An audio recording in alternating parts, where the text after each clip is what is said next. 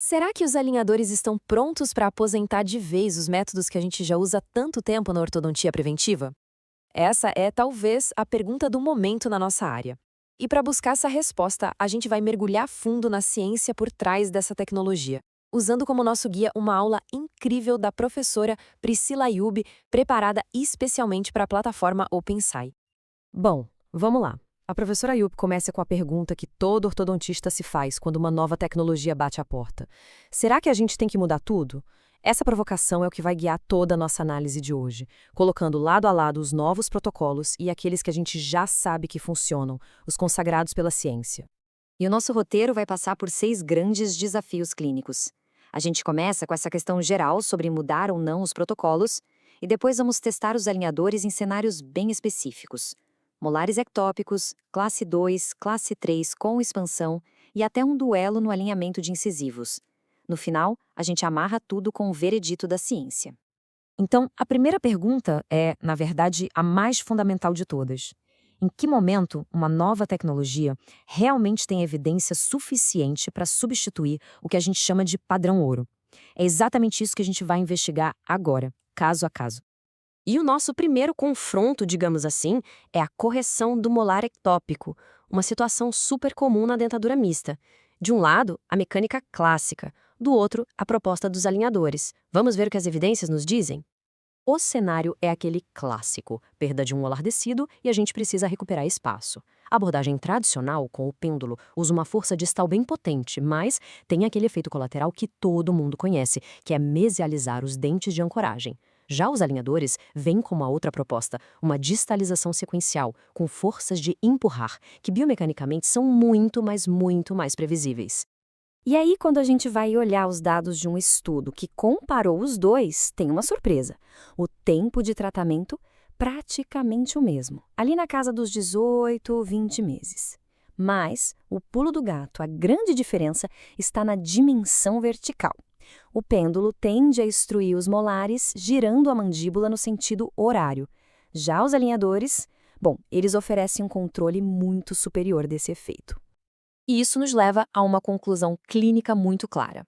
Para aquele paciente com padrão de crescimento mais vertical, o hiperdivergente, ou que já tem uma tendência à mordida aberta, os alinhadores acabam sendo uma ferramenta mais segura e, por que não, mais eficaz, justamente porque eles evitam essa extrusão indesejada dos molares.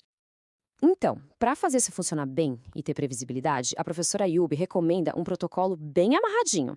Primeiro, sempre planejar uns 20% de sobrecorreção da distalização. Segundo, pedir recortes para elásticos de classe 2 como um plano B de ancoragem, caso precise. E terceiro, que é fundamental, alinhar as expectativas com a família, explicando que talvez sejam necessários refinamentos lá na frente.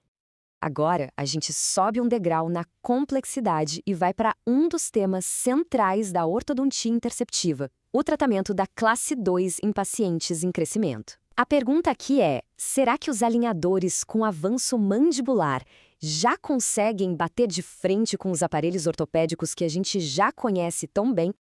O duelo aqui é entre a força bruta e contínua do aparelho de Herbst, um dispositivo fixo super eficiente, contra a abordagem mais gradual e confortável dos alinhadores com as Precision Wings.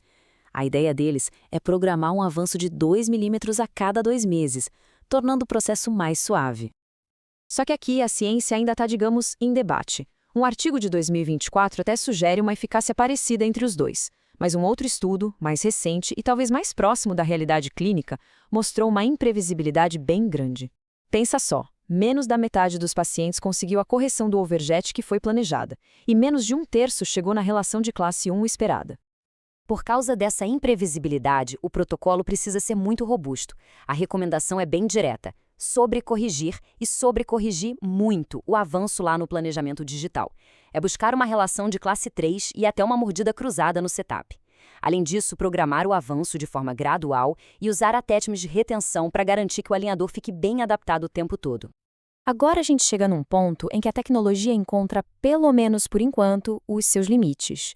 Quando o assunto é a correção da classe 3 esquelética e a expansão rápida da maxila, a mensagem da ciência hoje é muito, muito clara.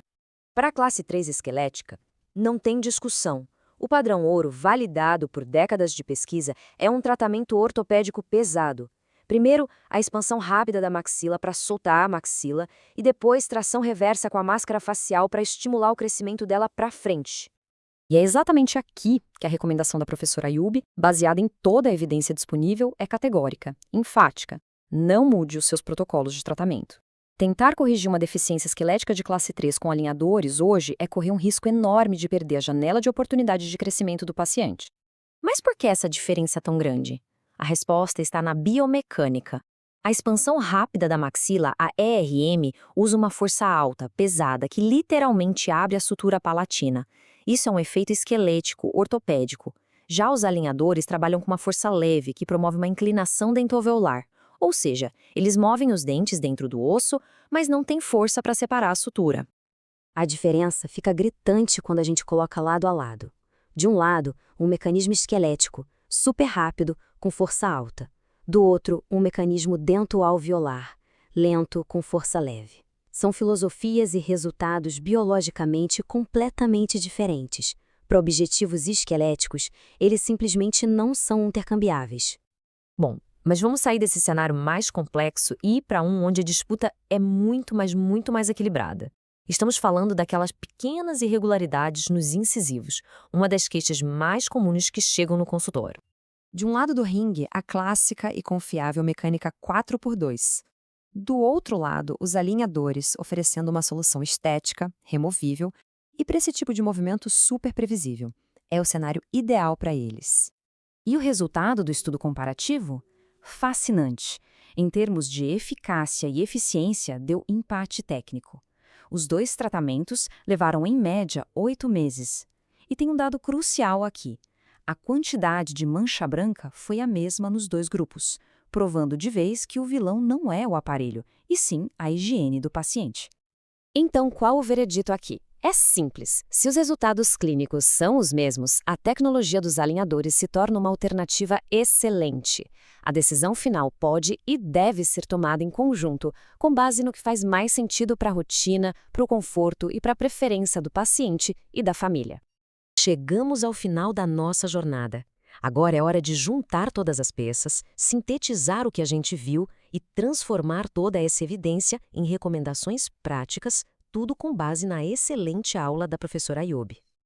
Resumindo os pontos-chave para levar para o consultório amanhã. Primeiro, alinhadores são fantásticos e muito previsíveis para movimentos puramente dentários. Segundo, a expansão que eles fazem é dentoalveolar, não dá para confundir com a expansão esquelética da ERM. Terceiro, para correções esqueléticas, principalmente de classe 3, a ortopedia convencional ainda reina absoluta. E por último, a regra de ouro para movimentos complexos. Sobrecorreção no planejamento é a chave do sucesso. Isso tudo nos deixa com uma reflexão final, né? A tecnologia avança numa velocidade impressionante. Hoje, a ciência traça essas linhas muito claras. Mas a pergunta que fica é: qual será o próximo protocolo padrão ouro a ser desafiado por uma nova tecnologia? A única certeza é que a avaliação crítica e o aprendizado constante são as nossas únicas ferramentas para navegar nesse futuro que já está batendo na porta.